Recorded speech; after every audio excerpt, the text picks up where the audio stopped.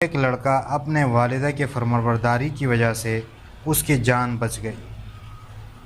واقعہ کچھ یوں ہے کہ ایک لڑکا تھا کہ جو 5 وقتہ اپنی والدہ کو مسجد لے جایا کرتا تھا، اور اس کی والدہ 5 وقتہ نماز مسجد میں ادا کرتی تھی۔ اس کا ایک دوست تھا، ان کے درمیان یہ بات طے ہوئی کہ کہیں چلتے ہیں سیر و تفریح کے لیے، تو انہوں نے وقت مقرر کر لیا اور ایک تاریخ مقرر ہو گئی ان کے درمیان۔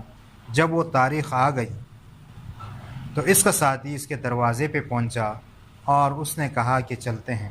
اس نے کہا آپ انتظار کریں، میں والدہ سے اجازت لیتا ہوں۔ جب یہ لڑکا والدہ کے پاس آیا اور والدہ سے کہنے لگا کہ آپ کو کہیں جانا تو نہیں ہے، والدہ نے کہا کہ نہیں، میں نہیں جانا چاہتی، آپ کہیں جانا چاہتے ہو تو آپ چلے جاؤ۔ یہ لڑکا خوشی خوشی سے گھر سے نکلا۔ جیسے گاڑی میں بیٹھنے لگا تو اس کو کوئی چیز یاد آ گئی کہ وہ تو میں گھر میں بھول گیا ہوں۔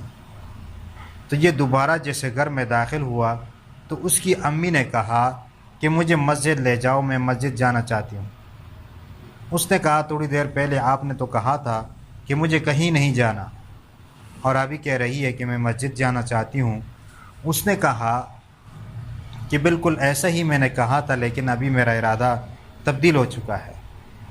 تو یہ باہر نکلا اور اپنے ساتھی سے کہنے لگا کہ آپ جانا چاہتے ہو تو آپ چلے جاؤ، میں آج آپ کے ساتھ نہیں جانا چاہتا، اور میں آپ سے معافی لینا چاہتا ہوں کہ آپ کو میں نے تکلیف دی۔ اس نے کہا کیوں؟ اس نے کہا آج میری ماں کو میری خدمت کی ضرورت ہے۔ تو لہٰذا اس کا ساتھی چلا گیا اور یہ رہ گیا۔ اب اس کے بعد لوگوں میں خوف و ہراس پھیل گیا اور وہ ایک بڑے حادثے کا تذکرہ کرنے لگے۔ جب اس نوجوان کو معلوم ہوا کہ اس کے ساتھی کا ایکسیڈنٹ ہوا ہے اور وہ جاں بحق ہو چکا ہے، تو دیکھے والدہ کے فرمانبرداری کی وجہ سے اس کی جان بچ گئی۔